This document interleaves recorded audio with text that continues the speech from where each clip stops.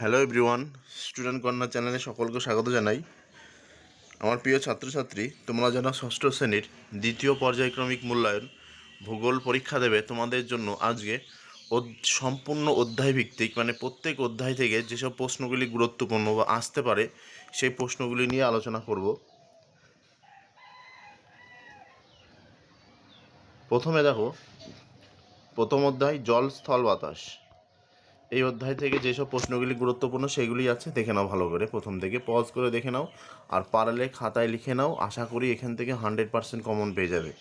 আর ভিডিওটি ভালো লেগে থাকলে অবশ্যই লাইক, কমেন্ট, শেয়ার করবে। দেখো প্রথমে,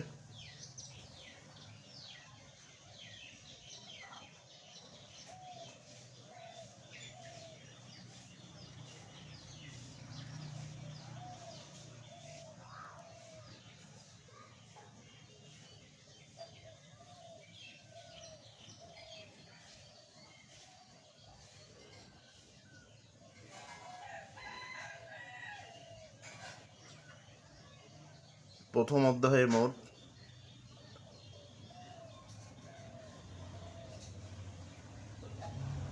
30টি প্রশ্ন আছে। এবার দেখো দ্বিতীয় অধ্যায় বরফে ঢাকা মহাদেশ।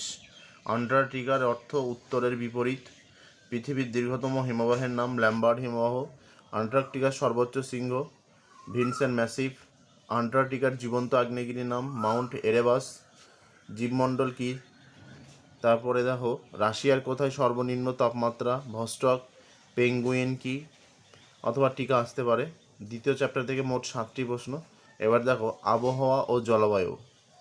পশ্চিমবঙ্গের জলবায়ু ক্রান্তীয় মৌসুমী প্রকৃতির। নেক্সট দেখো, আবহাওয়া ও জলবায়ুর মধ্যে পার্থক্য লেখো। দেখে নাও ভালো করে। পরের প্রশ্ন, উষ্ণতা মাপার যন্ত্রের নাম? থার্মোমিটার। বায়ুর আর্দ্রতা মাপা হয় কোন যন্ত্র? হাইগ্রোমিটার। বায়ুর চাপ মাপা যন্ত্রের নাম 14 ব্যারোমিটার। পরের প্রশ্ন, বায়ুর গতিবেগ মাপা হয় অ্যানিমোমিটার। বায়ু প্রবাহের দিক মাপা হয় বাত পতাকা দিয়ে।